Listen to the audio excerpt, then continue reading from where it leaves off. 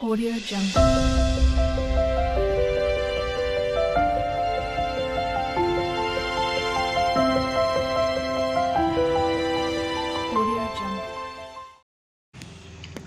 ఈ పరిస్థితులన్నీ చూస్తున్న ఒక ఆయన ఉన్నాడు పక్కనే. ఎవరు? ఎవరైనా లేదు. ఇవన్నీ విన్న తర్వాత ఆయన కోపడిపోయాడు. ఏంటి కోపం అంటే, యోబు నీతిమంతుడై ఉన్నాడని తన దృష్టికి తాను నీతిమంతుడు ఉన్నాడని చెప్తున్నాడు. ఇంకా ఎందుకయ్యా వాదాలని చెప్పేసి 32వ అధ్యాయం యోబు తన దృష్టి ఎందుకు తాను నీతిమంతుడు ఉన్నాడని ఆ ముగ్గురు మనుషులు తెలుసుకుని అతను ప్రత్యుత్తరం చెప్పుట చాలించారు. అప్పుడు రాము వంశస్థుడును బూజీ మనవుడును బరకయేలు కుమారునగు ఎలీహు యోబు దేవుని కంటే తానే నీతిమంతుడు చెప్పుకుండా చూసి అతని మీద బహుగా కోపగించాను. మరియు యోబు యొక్క ముగ్గురు స్నేహితులు ప్రత్యుత్తరం ఏమీ చెప్పకయే యోబు మీద దోషం మోపినందుకు వారి మీద కూడా అతడు బహుగా కోపగించాడు. వారు ఎలీహు కన్నా తక్కువ వయసు గలవారు కనుక అతడు యోబుతో మాట్లాడాలని కనిపెట్టి ఉండాను. అయితే ఎలీహు ఆ ముగ్గురు మనుషులు ప్రత్యుత్తరం ఏమీ ఇవ్వకపోవడం చూసినప్పుడు అతని కోపం రేగెను. కావున బూజీయుడైన బరకయేలు కుమారుడు ఎలీహు ఇలాగూ మాట్లాడసాగాను. నేను పిన్న వయసు గలవాడును, మీరు బహువృద్ధులు. ఆ హేతు చేత నేను భయపడి నా తాత్పర్యం మీకు తెలుపుడు తెగింపలేదు. ఈయన కూడా తన ఆలోచన చెప్పడానికి ప్రయత్నం చేస్తున్నాడు. వృద్ధాప్యము మాట్లాడదగును, అధిక సంఖ్య గల ఏండ్లు జ్ఞానం బోధింపదగునని నేను అనుకోండిని. ఆయనను నరుల్లో ఆత్మ ఒకటి ఉంది, సర్వశక్తుడగు దేవుని ఊపిరి వారి వివేచన కలగజేయను. వృద్ధులు మాత్రమే జ్ఞానవంతులు కారు, బహువయసు గలవారు ఒకప్పుడు న్యాయం తెలిసిన వారు కారు. కావు నేను నా మాట అంగీకరించడానికి మనవి చేసుకుంటున్నాను. నేను సహితం నా తాత్పర్యం తెలుపుతాను. అది అండర్లైన్ చేయండి. ఈయన కూడా తెలుసా? ఈయన కూడా పరలోకంలో ఏం జరిగిందో తెలుసా? తెలియదు. కాబట్టి ఈయన ఏం చెప్తానంటున్నాడు? 2 వాదాలు విని, డెబిట్లో 2 వాదాలు విని ఏం చేస్తానన్నాడు? ఈయన కూడా నా తాత్పర్యం తెలుపుతాను అంటున్నాడు. అప్పుడు ఏం చెప్తున్నాడో చూడండి ఒకసారి. నేను కూడా మీ మాటలు కూడా కనిపెడుతున్నాను, మీ అభిప్రాయాలు చేసుకుంటే మీరు చెప్పిన వాటికి బహు జాగ్రత్తగా చెవి ఇచ్చితిని. అయితే మీలో ఎవరు యోబును ఖండింపలేదు. ఏమంటున్నాడు ఆయన? యోబును మీరు ఖండించలేదు. 17 నేను ఇవ్వాల్సిన ప్రత్యుత్తరం నేను ఇచ్చేదను, నేను నా తాత్పర్యాన్ని తెలిపేదను. నా మనస్సు నిండా మాటలున్నాయి, నా అంతరంగంలో ఉన్న ఆత్మ నన్ను బలవంతం చేస్తుంది.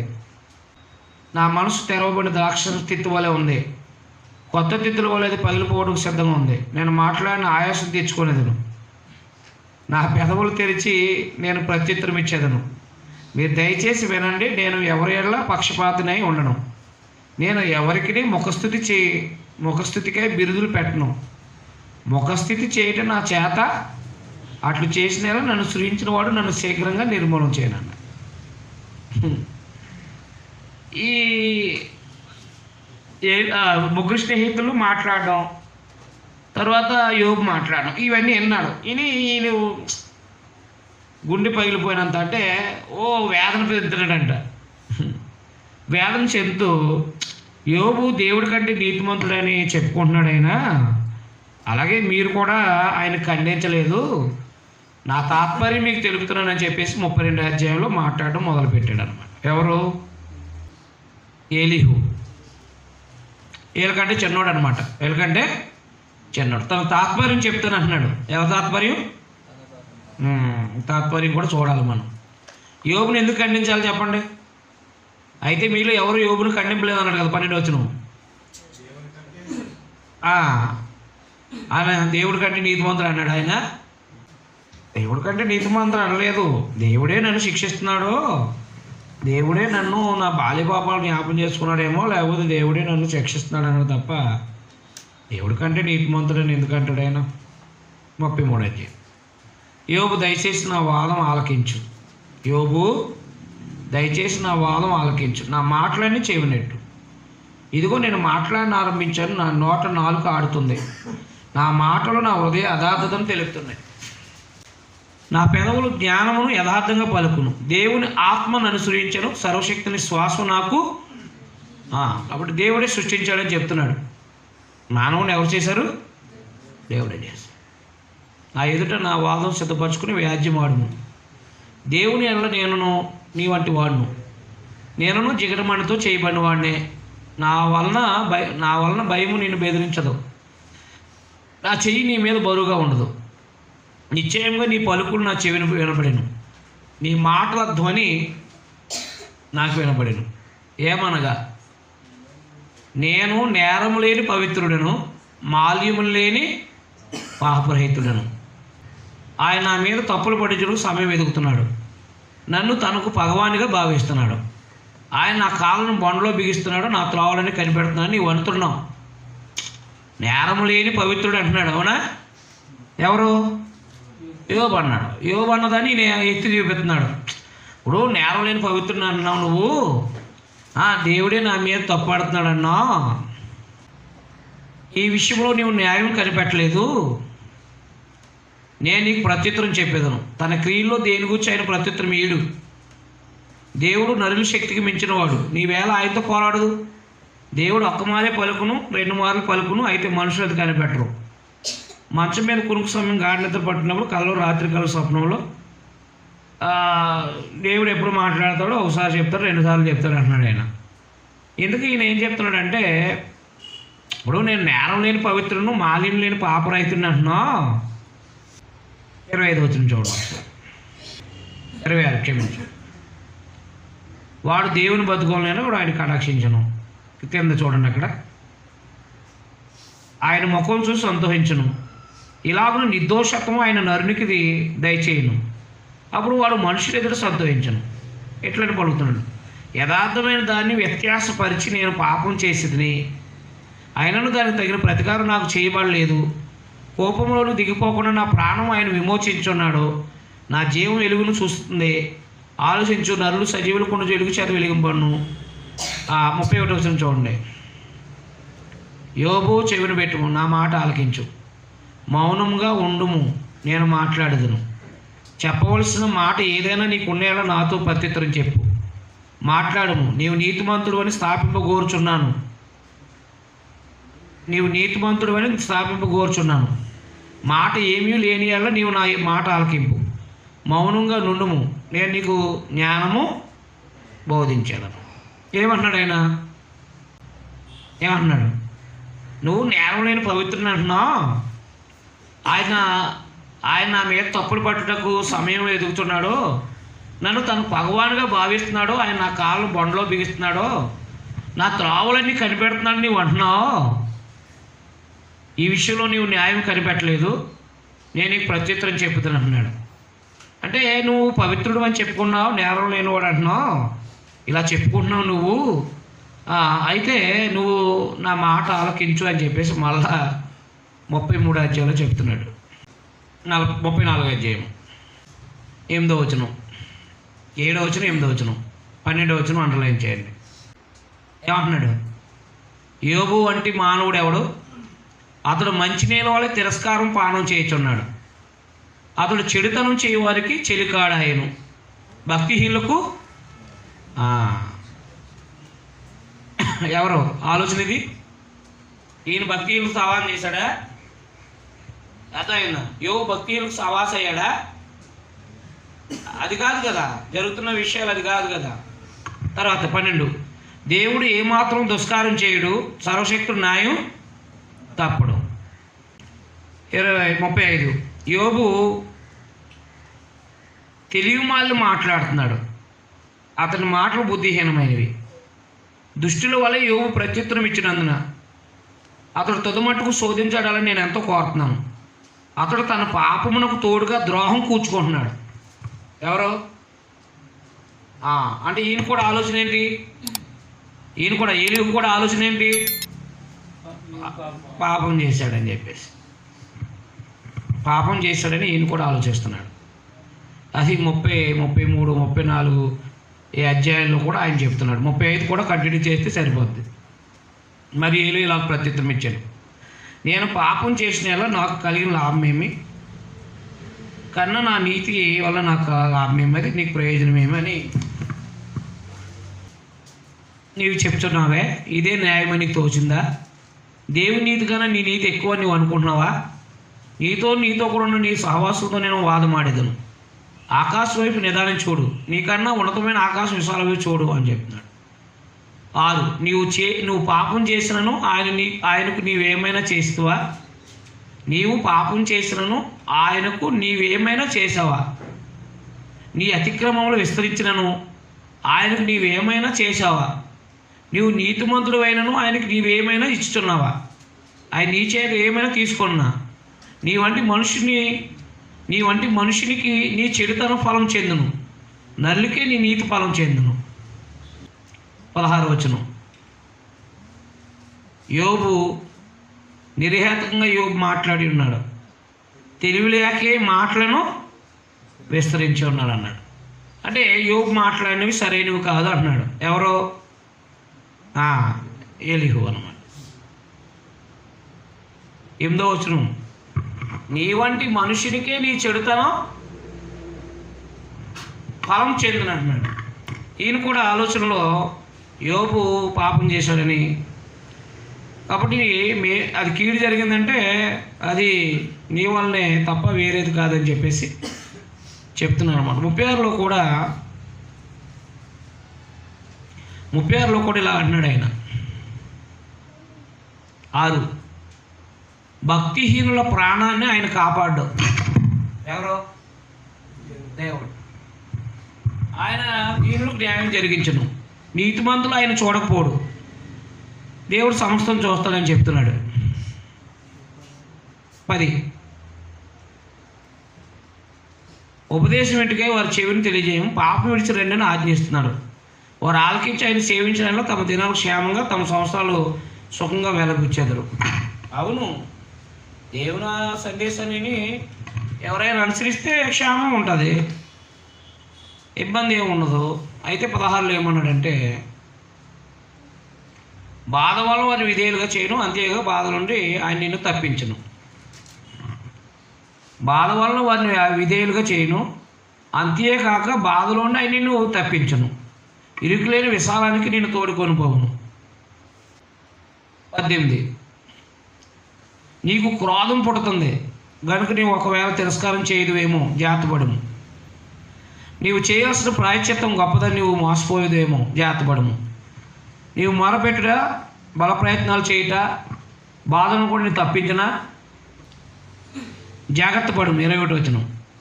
చెడుతనం చేయకుండాము, దుఃఖానుభవం కన్నా అది మంచిదని నువ్వు వాడిని కోరుకుని ఉన్నావు.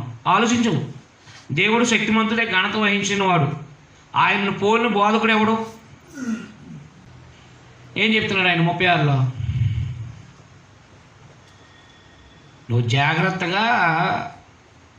జాగ్రత్త పడి నీ జీవితాన్ని సరి చేసుకో, దేవుడు మరలా నీకు సహాయం చేస్తాడు, లేకపోతే దేవుడు మేలు చేస్తాడని చెప్పుకుంటూ వస్తున్నాడు ఆయన. 37వ అధ్యాయం. దేవుడు సమస్తము నడిపిస్తున్నాడు. దేవుడు ప్రతి మానవుని చూడండి, 37వ అధ్యాయంలో దేవుని యొక్క కార్యాలు ఎలా ఉన్నాయంటే 7వ వచనం. మనుషులందరూ ఆయన సృష్టికార్యం తెలుసుకున్నట్లు ప్రతి మనుషుని చేతిని బిగించి ఆయన ముద్ర వేస్తున్నాడు. 12 ఆయన వల్ల నడిపింపబడి నరులకు నివాసమైన భూగోళం మీద మెరుపుడు మేఘాలు సంచారం చేస్తున్నాడు. అంటే దేవుడే ప్రతి మానవుల్ని ఒకడికి సంబంధం లేకుండా ఒక ఉన్నతంగా చేస్తున్నాడు. ఆయన వల్ల నడిపించబడుతున్నాయి నివాసయోగ్యమైన భూగోళం మీద. కాబట్టి వర్షాన్ని కురిపిస్తున్నాడు ఆయనే. కాబట్టి ఇవన్నీ 22లో ఉత్తర దిక్కున సోనపాకాశం పుట్టును, దేవుడు భీకరమైన మహిమను ధరించుకున్నాడు, సర్వశక్తులకు దేవుడు మహాత్మ్యం గలవాడు, ఆయన మనకు అగోచరుడు. న్యాయమును నీతిని ఆయన ఏమాత్రం చెరపడో, అందువల్ల నరులు ఆయన యందు భయభక్తులు కలిగి ఉందురు. తాము జ్ఞానులు అనుకుని వారిని ఆయన ఏమాత్రమును లక్ష్య పెట్టడు అన్నాడు. 30 ఏళ్ళు ఏం చెప్పాడు ఆయన? దేవుడు చాలా గొప్ప కార్యాలు జరిగిస్తాడు, ఆయన వలన భూమి నడిపించబడుతుంది, నరులకు నివాసయోగ్యంగా భూగోళం మీద ఆయన తన వర్షాన్ని కురిపిస్తున్నాడు, ప్రతి మనుషుని యొక్క చేతి బిగించి ఒక ముద్ర వేస్తున్నాడు. ఆయన కార్యాలు చాలా గొప్పవి. అయితే ఆయన ఏం చేయడంటే చూడండి, అక్కడ 24 ఏమన్నాడు?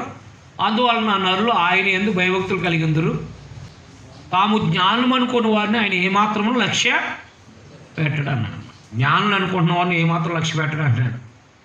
ఈయన కూడా ఏదో తప్పు చేసి ఉంటాడో, అందుకే నువ్వు మార్చుకోవడం వల్లే నీకు మేలు చేస్తాడు. ఆయన చాలా శక్తి సంపన్నుడు, ఆయన వల్ల సమస్త కార్యాలు జరుగుతున్నాయని చెప్పుకుంటూ వస్తున్నాడు ఈయన కూడా. కాబట్టి అర్థం కాలేదు, ఇప్పుడు వీళ్ళెవరికి అర్థం కాలేదు. దేవుడు చాలా సర్వశక్తి సంపన్నుడు. దేవుడు చేసిన సర్వసృష్టికి సంబంధించిన విషయాలన్నీ బాగానే మాట్లాడుతున్నారు వీళ్ళు, కానీ యోబు విషయం వచ్చేటప్పటికి ఏమన్నారు? వాళ్ళు తెలియని విషయాలని, తాము గ్రహింపిన సంగతుల గురించి మాట్లాడుతూ, నువ్వు నీతిమంతుడు అని చెప్పుకుంటున్నావు, నువ్వు పవిత్రుడు అని చెప్పుకుంటున్నావు, అలా చెప్పుకోకూడదు కాబట్టి అని యోబుని ఆయన హెచ్చరిక చేస్తున్నాడు అన్నమాట. హెచ్చరిక చేస్తున్నప్పుడు ఇక పరిస్థితులని గమనించి దేవుడు ఏం చేశాడంటే, దేవుడు ప్రత్యక్షమై, అంటే దేవదూత ద్వారా ప్రత్యక్షమై, ఏంటి ఆలోచన లేని మాట్లాడుతున్నవాడు ఎవడో? అప్పుడు యెహోవా చూడండి 38 ప్రశ్నలు వేస్తున్నాడు దేవుడు యోబుకి.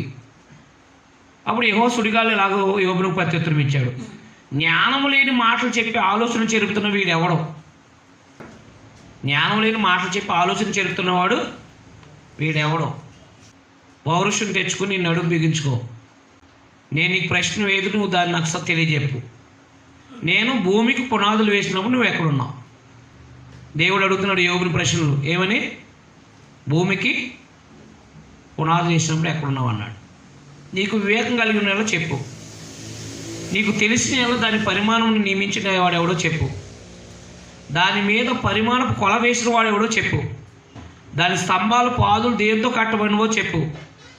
ఉదయ నక్షత్రాలు ఏకంగా కూడిపోయినప్పుడు, దేవదూతలందరూ ఆనందధ్వని జయధ్వనులు చేసినప్పుడు, దాని మూలరాత్రిని వేసిన వాడు ఎవడు? మీకు అర్థమైందా? భూమి పునాదులు వేసినప్పుడు ఎక్కడ ఉన్నావు అని అడిగాడు. ఎవరిని? యోబుని. దానికి పునాదులు ఎవరో మొట్టమొదటిగా వేసినప్పుడు దేవదూతలందరూ కూడా ధ్వనులు ఆనంద ధ్వనులు చేశారు, అది నీకు ఏం తెలుసా అని అడుగుతున్నాడు. ఇలాగన సృష్టికి సంబంధించిన వాస్తవాలు అడుగుతున్నాడు. కాబట్టి సృష్టికి సంబంధించిన వాస్తవాలు అడుగుతుంటే దేవుడు తెలియజేయకుండా ఎలా తెలుస్తుంది? తెలియదు కదా, తెలియదు అన్నమాట. తెలియకుండా మళ్ళీ భూమి గురించి అడిగిన తర్వాత మళ్ళీ సముద్రం గురించి అడుగుతున్నాడు. 15వ వచనం, 8వ వచనం, సముద్రము దాని గర్భం నుండి పొరులు రాగా తలుపుల చేత దాన్ని మూసినవాడు ఎవడు? ఏంటి ఇసుకని సముద్రంకి కొట్టేశాడు కదా ఆయన, 8వ గ్రంథంలో చెప్తాడు కదా, సరిహద్దుగా ఇసుకని వేశాడు ఆయన. కాబట్టి సముద్రం పొరలకుండా ఆయన అడ్డగడియలు పెట్టాడు. అదేమో నీకు తెలుసా? నేను వేసినప్పుడు నీకు తెలుసా? తర్వాత 16, సముద్రం ఓటలో నువ్వు చచ్చావా? మహాసముద్రం అడుగు నువ్వు సంచరించావా? మరణ ద్వారాలు నీకు తెరవబడ్డాయా? భూమి వైశాల్యం ఎంతో నువ్వు గ్రహించావా? నీకేమైనా తెలిసిన చెప్పు. వెలుగు నివసించే చోటు పోవు మార్గం ఏది? చీకటి దాన్ని ఉనికిపొట్టు ఏది? దాని సరిహద్దులను వెలుగును కొంచిపోదువా? వెలుగుని ఏమైనా తీసుకెళ్ళగలుగుతావా? దాని గృహాన్ని ప్రభుత్వాలు నువ్వు వెరుగుదువా? ఇదంతా నీకు తెలిసే ఉంది కదా, నువ్వు బహుదుడు, నువ్వు అప్పుడు పుట్టి ఉంటివి, నువ్వు మహిమ యొక్క విధుల్లో చచ్చితువా? 21 వచ్చిన ఏమన్నాడు ఆయన? ఆయన ప్రశ్నలు అయితే ఏమన్నాడు ఆయన? ఏమన్నాడు? నువ్వు అక్కడ ఉన్నావా? భూమి పునాదుల విషయంలో ఎక్కడున్నావు? ఆకాశ వైశాల్యం చూసినప్పుడు ఎక్కడున్నావు? సముద్రానికి హద్దులు నియమించినప్పుడు గట్టేసినప్పుడు నువ్వు ఎక్కడున్నావు? మరి అన్నీ నీకు తెలుసు మరి అంటున్నాడు అనమాట. నువ్వు అప్పుడు ఉన్నావు బహురుద్ధుడు అన్నాడు అనమాట. ఏమన్నాడు ఆయన? బహురుద్ధుడు అన్నాడు అనమాట. అంటే నీవు బహురుద్ధుడవు, నువ్వు అప్పుడు ఉన్నావు మరి అని అర్థం అనమాట. ఎందుకంటే ఈ వేసిన ప్రశ్నలో ఏవి సమాధానాలు చెప్పలేకపోయాడు. ఎవరు ఏమన్నాడంటే పద్యభాగంలో నువ్వేదో ఎప్పుడో పూర్వనాడు వృద్ధాప్యులు ఉన్నట్టుగా చెప్తున్నావు, నీకు ఎక్కువ సంవత్సరాలు ఉన్నట్టుగా చెప్తున్నావేంటి? ఈ భూమి ఆకాశాలు పునాదులు వేసినప్పుడు నువ్వు ఎక్కడున్నావయ్యా? నువ్వు ఉన్నట్టు మరి ఉన్నావు మరి నువ్వు అని చెప్తున్నాడు అనమాట. కాబట్టి ఇది డాక్టరీన్, పద్యభాగంలోంచి డాక్టరీన్ తీశాడనమాట కొంతమంది. మనందరం కూడా దేవుని గర్భంలో ఉన్నామని చెప్పేసి అది కరెక్ట్ కాదు. దేవుడు మానవుని నిర్మించాడు, ఆత్మని మానవుని దేహాన్ని నిర్మిస్తున్నాడు దేవుడు. అలాగే మానవులందరూ కూడా తయారవుతున్నారు తప్ప ఈ పద్యభాగంలో తీసుకుని డాక్టర్ని తీయకూడదు. ఇది దేవుడు ఇది చెప్తున్నాడు అనమాట. ఇదంతా నీకు తెలిసింది కదా, నువ్వు బహురుద్ధుడు, నువ్వు అప్పుడు పుట్టిన్నావు, నీవు మహిమ యొక్క నిధుల్లోకి వచ్చావా? అదైందా? వర్షానికి తండ్రి ఉన్నాడా? ఏది 28 వచనం 32. వాడు కాలాలు నక్షత్రాశం రప్పించగలవా? మేఘాలని ఆజ్ఞయగలవా? అంతరింద్రియాల్లో జ్ఞానం ఉంచిన వాడు ఎవడో? హృదయానికి తెలివిచ్చిన వాడు ఎవడో? 40. సింహపిల్ల తమ గుహల్లో పండుకున్నప్పుడు, తమ గుహల్లో పొంచి ఉన్నప్పుడు నువ్వు వాటిని ఆకలి తీర్చేదవా? తిండి లేక తిరుగులాడు కాకిపిల్లలకు దేవుని మొరపెట్టినప్పుడు కాకి ఆహారం చెత్తవచ్చేవాడు ఎవడు? ఇవన్నీ ప్రశ్నలు, ఇవన్నీ ఏంటి ప్రశ్నలు అన్నమాట. ప్రశ్నలు వేసుకుంటూ వచ్చాడు అన్నమాట దేవుడు. ప్రశ్నార్థకం ఉన్నాయి చూడండి, అన్నీ ప్రశ్నార్థకం ఉన్నాయి. అయితే 40:3 చూడండి ఒకసారి చదువుదాం, మళ్ళీ చదువుదాం వరుసెట్టి. 40:3 చూడండి. 40:3. అప్పుడు యోబు యెహోవాకి ఇలా ప్రత్యుత్తరం ఇచ్చాడు. వేసిన ప్రశ్నలన్నిటికీ సమాధానం చెప్పుకొచ్చాడు ఆయన. అదే క్షమించి ఆయన ఏం సమాధానం చెప్తున్నాడు చూడండి ప్రశ్నలకి. చెత్తగించుము నేను నీచుడను, నేను నీకు ఏమని ప్రత్యుత్తరం ఇచ్చేదను? నా నోటి మీద నా చేతిని ఉంచుకుందను. ఒకవారు మాట్లాడితే నేను మరలా నోరెత్తను, 2 సార్లు మాట్లాడితేనే పలకను. అప్పుడు యెహోవా సుడిగాల్లో ఎలాగ యోబుతో ప్రత్యుత్తరం ఇచ్చాడు. పౌరుషం తెచ్చుకుని నడుము కట్టుకో, నీకు ప్రశ్న వేసేదను. ఈ 8వ వచనము 7వ వచనం అండర్లైన్ చేసుకోండి. 8వ వచనం చూడండి. నీవు నా న్యాయం బొత్తిగా కొట్టేసేదవా? నిర్దోషమని నువ్వు తీర్పు పొందుటకై నా మీద అపరాధం. ఈ నిర్దోషే ఎవరు? యోబు నిర్దోషే. నీకు అర్థమైందా అర్థం లేదా? యోబు ఎవరు? నిర్దోషే. కానీ దేవుడు ఏమంటారు సార్, నువ్వు నిర్దోషమని, నువ్వు నిర్దోషిగా నిరూపించుకోవడానికి నా మీద నిందలేస్తావా అంటాడు ఆయన. అంటే అదే చెప్పాడు. చదవండి 8వ వచనం చూడండి ఒకసారి. ఏమంటాడు? అది నీవు నా న్యాయం బొత్తిగా కొట్టేస్తావా? నిర్దోషమని నీవు తీర్పు పొందుటకై. అంటే ఏంటి? ఈయన నిర్దోషే కానీ నిరూపించుకోవడానికి ఎవరి మీద మోపాడు? ఖగోళ శాస్త్రం మీద ప్రశ్నలు వేసాడు ఆయన. అర్థమైందా? ఖగోళ శాస్త్రం మీద, భూగోళ శాస్త్రం మీద ప్రశ్నలు వేసాడు. తర్వాత 39వ అధ్యాయంలో జంతు శాస్త్రం మీద ప్రశ్నలు వేసాడు. అవునా? 39 రండి. అడవిలోని కొండ మేకలు ఈయన కాలం తెలియసా? లేలు పిల్లలు వేయి కాలు నువ్వు గ్రహింపగలవా? అవి మోసిన మాసాలు లెక్క కట్టగలవా? అడవిగాడికి పోనిచ్చిన వాడు ఎవడు? 4. 13. నిప్పుకోడు సంతోషం రెక్కలాడించను, రెక్కల వెంట్రుకలు దానికి ఉన్నందున అది ఆశ్చర్యం కలిగిందందా? 19. గుర్రానికి బలమిచ్చావా? జూలి వెంట్రుకలతో దాని మెడను కప్పావా? యుద్ధానికి గుర్రాన్ని నువ్వు సిద్ధం చేసావా? అలాగే పక్షిరాజు 27. పక్షిరాజు నీ ఆజ్ఞకు లోబడి ఆకాశ వీధికి ఎక్కునా అని 38, 39 ఈ 2 అధ్యాయాలు దేవుడు ప్రశ్నలు వేసాడు. ఎవరిని? చెప్పాడా ఆయన సమాధానం? చెప్పాడా? ఒక్కదాని చెప్పలేడు. అంటే దేవుడు ప్రశ్న అయితే మానవుడు సమాధానం చెప్పలేడు. మరి అలాంటప్పుడు ఆయన మీద మోపొచ్చు అపరాధాలు. అర్థమైందా మీకు? ఇప్పుడు దేవుడు ప్రశ్నలు వేసాడు, నేను భూమిని సృష్టించినప్పుడు నువ్వు ఎక్కడ ఉన్నావు? నేను వైశాల్యం గ్రహించావా? సముద్రాన్ని కట్టడ నియమించాను, గట్టేసాను, నీకు తెలుసా? అర్థమైందా? ఆకాశ మండల కట్టలు నువ్వు ఎరుగుదువా? నక్షత్రాలు దాని కాలాలు నువ్వు రప్పించగలవా? సింహం పిల్లలకి భోజనం పెట్టగలవా? లేలు వీని కాలం నీకు తెలుసా? గాడిదని గుర్రాన్ని అడవి సంబంధించిన అడవి మేకలు, అలాగే అడవి గాడిద, నిప్పుకోడి, గుర్రం, డేగ అంటే పక్షిరాజు, ఇవన్నిటి గురించి నువ్వు వీడి కాలం తెలుసా నీకు? వాటికి అంత శక్తి జ్ఞానాన్ని ఇచ్చింది ఎవరు? ఇవన్నీ ప్రశ్నలు ఎత్తే నేను అంటే నువ్వు నీతిమంతుడివే రైటే, సరే నువ్వు నీతిమంతుడు అయి ఉండడానికి కోసం నేను నిర్దోషమై ఉన్నావని చెప్పి నా మీద నింద మోపుతావా అని అడిగాడు అనమాట. అందుకని ఈ ప్రశ్నలో నువ్వేంటయ్యా ఏదో భూమికి ముందున్నట్టుగా మాట్లాడుతున్నావేంటి? అవునా? భూమికి ముందున్న వాళ్ళే మాట్లాడుతున్నావేంటి నువ్వు అన్నాడు అన్నమాట. అర్థమైనా దోలేదా? భూమి పుట్టింపు మునుపు ఉన్నట్టుగా మాట్లాడుతున్నావేంటి? నీ మాటలు కొద్దిగా ఉండాలి.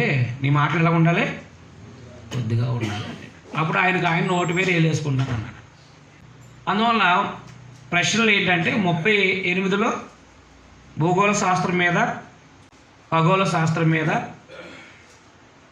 రెండోది, మూడవది జంతు శాస్త్రం మీద ప్రశ్నలు వేసాడు దేవుడు. సృష్టించిన ఆయన తెలుసా? సృష్టించిన తర్వాత మనిషి చేసిన మనిషికి తెలుసా? అందుకని ఎప్పుడు కూడా మనం మంచోళ్ళమని చెప్పుకోవడానికి దేవుడి మీద నింద వేయకూడదు. మనం మంచోళ్ళమైతే మంచోళ్ళు అవ్వచ్చు. మనం మంచోళ్ళమని చెప్పడానికి, మనం మంచోళ్ళమని నిరూపించుకోవడానికి ఎవరి మీద నింద వేయకూడదు. యోబు అలా చేశాడండి. నన్ను ఆయనే మూసేశాడు, ఆయనే బంధించేశాడు, ఆయనే కలగ చేశాడు, ఇవన్నీ చెప్పుకురావడం సరే రైటే. నువ్వు నిర్దోషివే, నువ్వు పాపం చేయలేదు రైటే, కానీ నువ్వు నిర్దోషిగా నిరూపించుకోవడం కోసం నా మీద ఎందుకయ్యా నిందలా అని అన్నాడు. నువ్వేదో భూమి పుట్టినప్పుడు ఉన్నట్టున్నా చెప్తున్నావు. అర్థమైందా? నేను ప్రశ్న వేస్తాను, నువ్వు సమాధానం చెప్పాను చెప్పాడు అన్నమాట. కానీ ఈ మూడిట్ల మీద ఆయన ఏ ప్రశ్నకి సమాధానం చెప్పలేదు అన్నమాట. అర్థమైనా అర్థమలేదా? అప్పుడు 40 అధ్యాయం చదవండి. 40 అధ్యాయం చదవండి. మరి యెహోవా యోబుకి ఇలాగ ప్రత్యుత్తరం ఇచ్చాడు. ఆక్షేపణలు చేయజూచువాడు సర్వశక్తుడు అగు దేవునితో వాదింపవచ్చా? దేవునితో వాదించేవాడు ఇప్పుడు ప్రత్యుత్తరం ఇవ్వలను. అప్పుడు యోబు యెహోవాకు ఇలా ప్రత్యుత్తరం ఇచ్చాను, చిత్తగించము, నేను నీచుడును, నేను నీకేమని. చూసారా, 3 శాస్త్రాల మీద, అంటే భూగోళ శాస్త్రం మీద, ఖగోళ శాస్త్రం మీద, జంతు శాస్త్రం మీద ప్రశ్నలు వేసినప్పుడు ఈయనకి ఏమర్థమైంది? దేవుడు దేవుడే, మానవుడు మానవుడే. నేను నీచుడును, నేను ఎవరిని? నీచుడును. నా నోటి మీద నా చేతి నుంచుకుందును. ఒక మారు మాట్లాడుతాను, నేను మరలా నోరెత్తను. 2 సార్లు మాట్లాడి నీకు పలకను. అప్పుడు యెహోవా సుడిగాల్లోనే ఇలాగ యోబుతో ప్రత్యుత్తరం ఇచ్చాను. పౌరుషం తెచ్చుకుని నడుము కట్టుకో, నేను నీకు ప్రశ్న వేసేదని అన్నాడు అనమాట.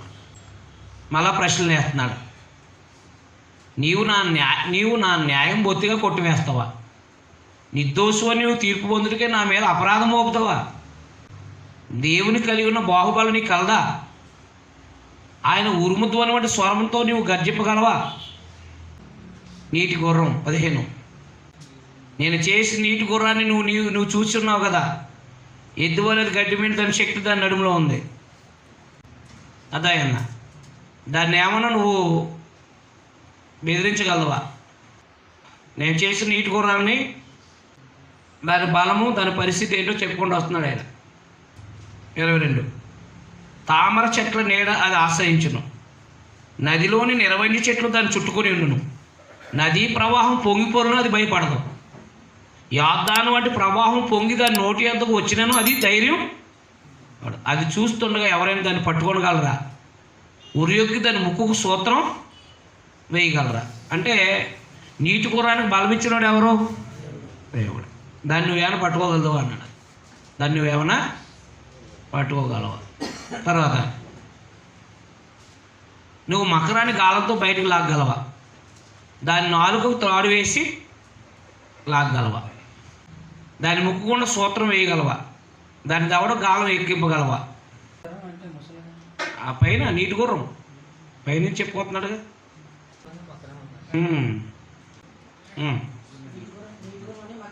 అదే నీవు మకరం అంటే అది చేపతో మకరం అనేది ఒక ఈ ఏమంటారు దాన్ని కంటిన్యూ చేసుకుంటూ వస్తున్నాడా? ఒకసారి చూడండి. అది చూస్తుండగా ఎవరైనా దాన్ని పట్టుకోగలరా? అది ఉరియొక్కి దాని ముక్కుకు సూత్రం వేయగలరా? నువ్వు మకరాన్ని గాలంతో బయటకు లాగగలవా? దాన్ని నాలుగు త్రాడు వేసి లాగగలవా? కంటిన్యూ చేసుకుంటున్నాడు కదా, అది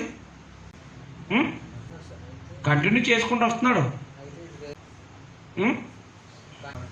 అదే కదా మరి అక్కడ చూడండి, ఉరియొక్కి దాని ముక్కుకు సూత్రం చేయగలవా అంటే అర్థం ఏంటి?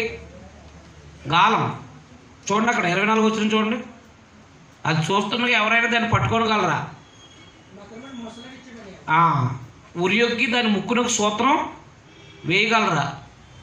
నువ్వు మకరాన్ని గాలంతో బయటికి లాగగలవా? అది మకరం అంటే మొసలి లేదా చేప అని కూడా.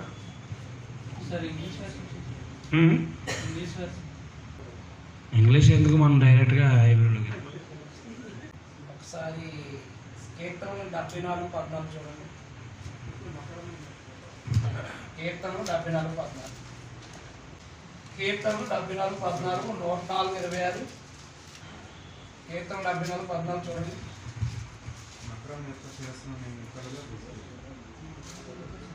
ఏమన్నాడు?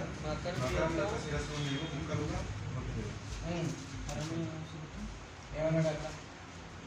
104:26.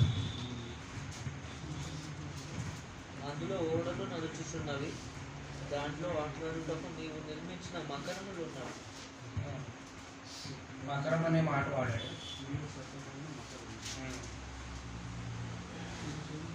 ఏమన్నాడు? సామెతలు 27.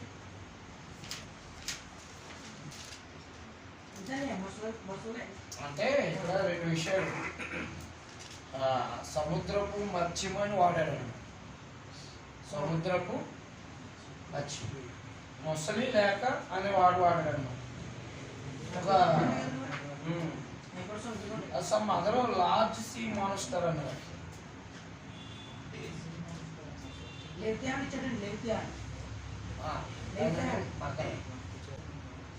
అంటే సముద్రపు ఒక మత్స్యం అనేది అని ఇచ్చాడు. ఒక గొప్ప ఒక చాలా పెద్ద మత్స్యాన్ని అదనమాట. అంటే ముసలి ఎవడో లాగాడు కదా, నిజానికి ముసలి ఎవడు గేలం లాగాడు కదా.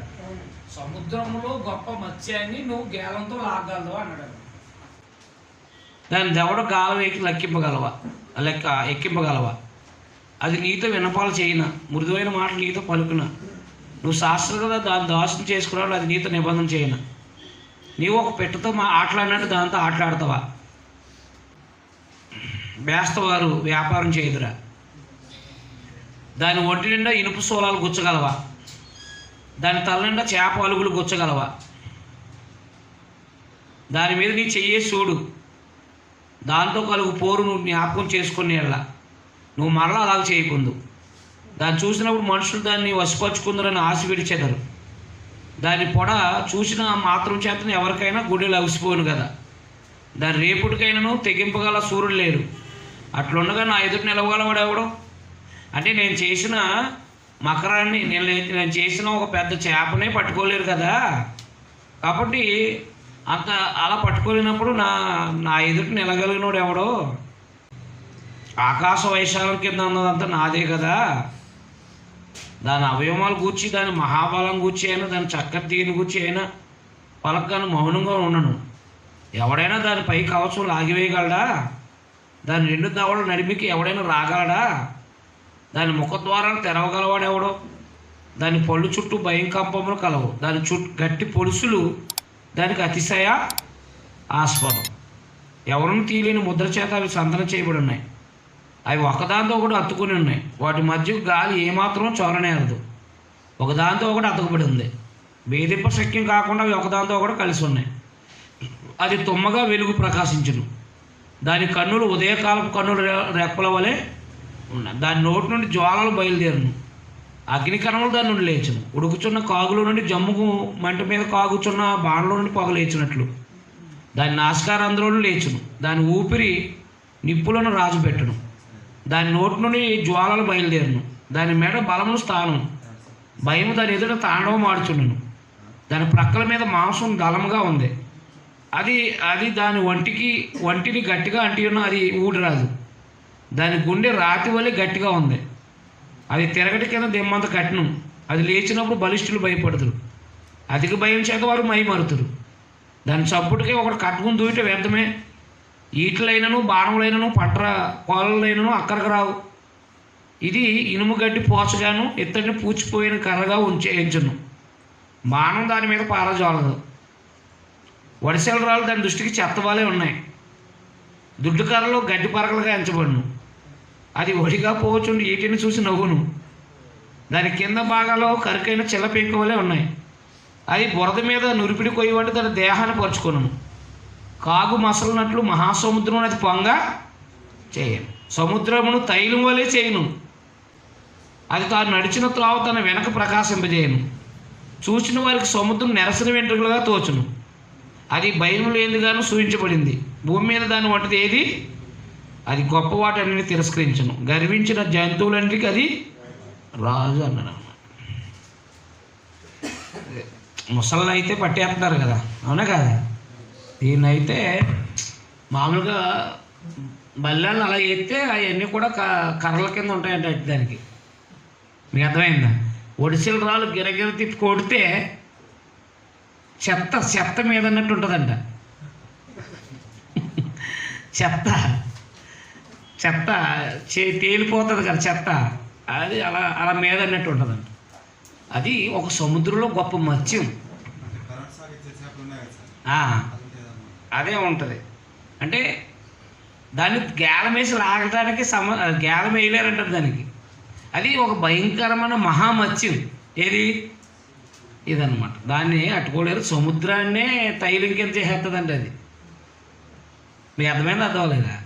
అలాంటి గొప్ప మత్స్యాన్ని సృష్టించాను నేను. అందువల్ల దానికి ఏ మానవుడు ఏమీ దాన్ని పట్టుకోలేడు. అలాంటి గొప్ప బలమైన జంతువులు, బలమైన వాటిని నేను సృష్టించాను. అందువల్ల మానవుడు ఎవడో కూడా నాకు వ్యతిరేకంగా ఏమీ చేయలేడు. నేను సృష్టించిన వాటిని పట్టుకోలేనప్పుడు అర్థమైందా? నా మీద నేరస్థాపన చేయడానికి ఎవరు సరిపోతారని చెప్పేసి ఆయన ప్రశ్నలు వేశారనమాట. ఆ ప్రశ్నలకి ఈయనకి సమాధానం లేవు. ఉన్నాయా? లేవన్నమాట. అందుకని దేవుని పిల్లగా మనం దేవుని దగ్గర మౌనంగా ఉండడం మంచిది కదా.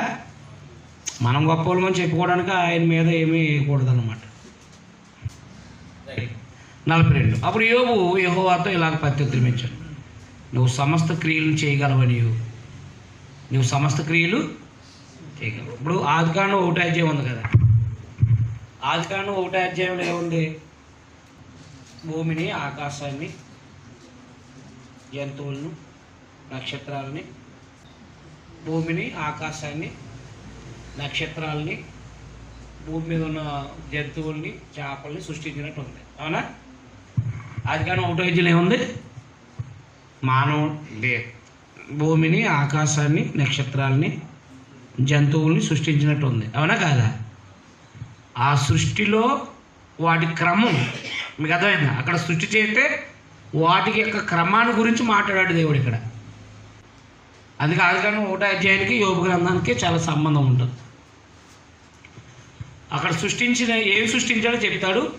ఇక్కడేమో సృష్టించినవి ఎంత గొప్పవో, ఎంత పెద్దవో, ఎంత వాటికి ఏ క్రమం పెట్టాడో దేవుడు చెప్పుకొచ్చాడు అనమాట. చూడండి, సముద్ర చేపలు కలుగును కాక అన్నాడు. అవునా? కానీ మహామత్స్యము ఇలా సముద్రాన్ని కూడా తైలీకరణ చేసేస్తుందని చెప్పాడు అక్కడ, ఇక్కడ చెప్పాడు. నీటి గుర్రం అంటే సముద్రంలో చేశాడు, చాలా నీటి గుర్రం చాలా బలమైంది. అలాగే జంతువులు వాటి కాలాల్లో అవి చేసే పనులు, వాటి క్రమం కొన్నిటిని తీసుకున్నాడు ఆయన. పక్షిరాజు అని, అలాగే నిప్పుకోడని, ఇలా వాటి క్రమం, వాటి ఈనే కాలం ఇవన్నీ కూడా మాట్లాడకుండా వచ్చాడనమాట. అందుకని ఆదికాండం చదివినప్పుడు యోగ గ్రంథం చదివితేనే బాగుంటుంది. మానవుణ్ణి ఎలా దేవుడు నరాలతో సంధించాడో చెప్పుకొస్తాడు, అవునా కాదా? భూమిని ఎలా శూన్యంలో నిలబెట్టాడో చెప్తాడు, అక్కడ చేశాడు, ఇక్కడేమో ఎలా నిలబెట్టాడో చెప్తాడు. మానవుని చేశాడు, మానవుని చేతిని బిగించాడని అక్కడ చెప్తాడు. అర్థమైందా? మానవుడికి భూగోళమే నివాస స్థానం అని చెప్పాడు అక్కడ. జంతువులు, బలమైన జంతువులు చేశాడు, మహామత్స్యాన్ని చేశాడు. ఇవన్నీ ఆయన సృష్టి యొక్క గొప్పతనాన్ని, అదే ఆయన యొక్క సర్వశక్తిని తెలియజేస్తాను అనమాట. అందుకని సృష్టించిన వాటిని అదుపు చేయలేనప్పుడు ఎందుకు చెప్పాడు? ఇది మహామత్స్యాన్ని గురించి ఎందుకు చెప్పాడు ఆయన?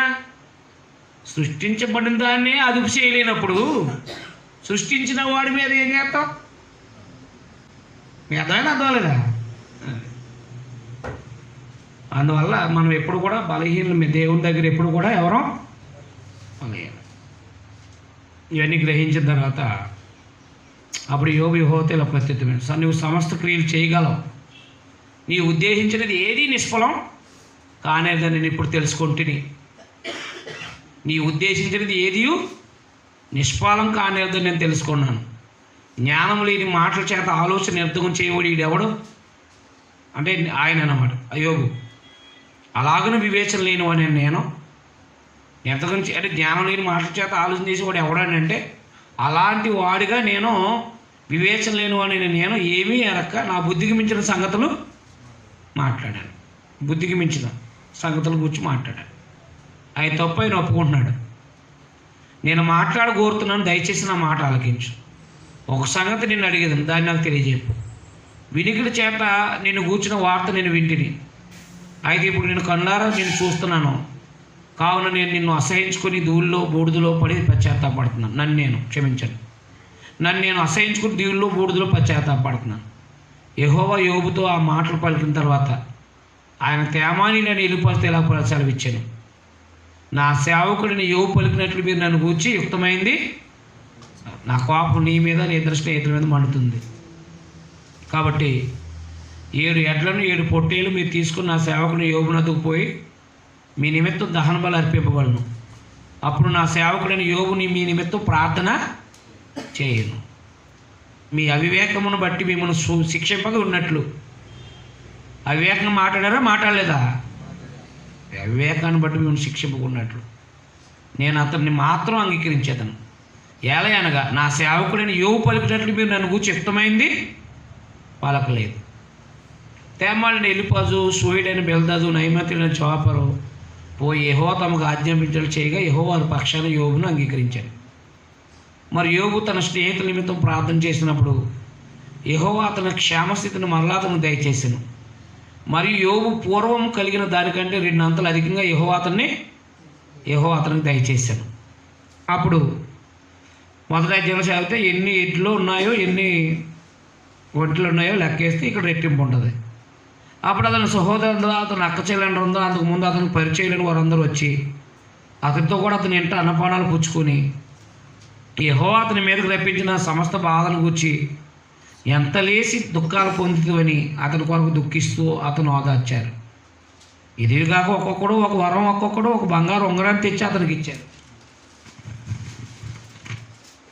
యెహోవా యోబును మొదట ఆశ్రయించినందుకంటే మరి అత్యధికంగా అతనికి 14,000 గొర్రెలు, అక్కడేమో 7, 6,000 ఒంట్లు, 3,000, 1000 జతల ఎడ్లు, 500, 1000 ఆడుగాడిదలు, 500 ఆడుగాడిదలు. మరి అతనికి 7 కుమారులు 3 కుమార్తెలు కలిగారు. అంటే మళ్ళీ దేవుడు యథావిధిగా పిల్లల్ని ఇచ్చాడు. మళ్ళా అతడు పెద్దానికి ఈమీమా అని, రెండవ దానికి కెజియా అని, మూడవ దానికి కెరం అప్పుకు అని పేర్లు పెట్టాను. ఆ దేశమంతటా యోబు కుమార్తెలు అంత సౌందర్యవంతులు కనబడలేదు. వారి తండ్రి వారి సహోదరులతో పాటు వారికి స్వాస్థ్యములు ఇచ్చాను. ఆ తర్వాత యోబు 140 సంవత్సరాలు బ్రతికి, ఎన్ని సంవత్సరాలు? ఇది ఎప్పుడుది? 140 ఎప్పుడుది? పితలు లేకున్నాడిది, అవునా? 140 సంవత్సరాలు బతికారని పితలు.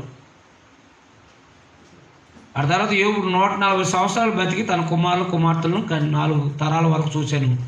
పిమ్మట యోబు కాలం నిండిన వృద్ధుడే ఒక అబ్రహం లేక, అవునా కాదా?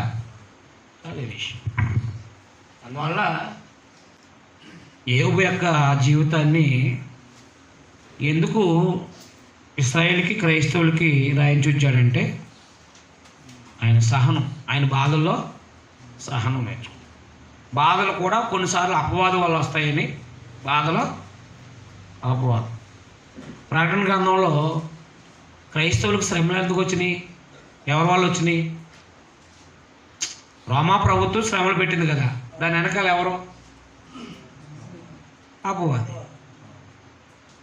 గడసర్పం దానికి బలం ఇచ్చింది కదా. అందువల్ల శ్రమలు ఎందుకు వస్తాయంటే, ఒకటి అపవాది వల్ల వస్తాయి, ఒకటి మనం పాపం చేసినందువల్ల వస్తాయి, అవునా కదా? దావీదుకి శ్రమలు ఎందుకు వచ్చినాయి? పాపం చేయడం. 2 సమయం 12 అధ్యాయం కదా. అది అపవాది వల్ల వస్తాయి, పాపం వల్ల వస్తాయి. తర్వాత మనము మన భక్తి పరీక్షించబడడానికి, అంటే క్రైస్తవుడికి ఎదగటానికి మన శ్రమలు వస్తాయన్నమాట. ఇలాగా శ్రమలు ఎందుకు వస్తాయని మనకి యోబు గ్రంథం చెప్తుందన్నమాట. శ్రమలు పాపం చేసినందుకే కాదు, భక్తి పరీక్షించబడ్డానికి కూడా శ్రమలు వస్తాయని చెప్పేసి క్రైస్తవులను ఆదరించడానికి పితల కాలంలో జరిగిన ఒక సంఘటనని దేవుడు పరిశుద్ధాత్మ ద్వారా మోషే ద్వారా రాయించి ఉంచాడన్నమాట. అది విషయం.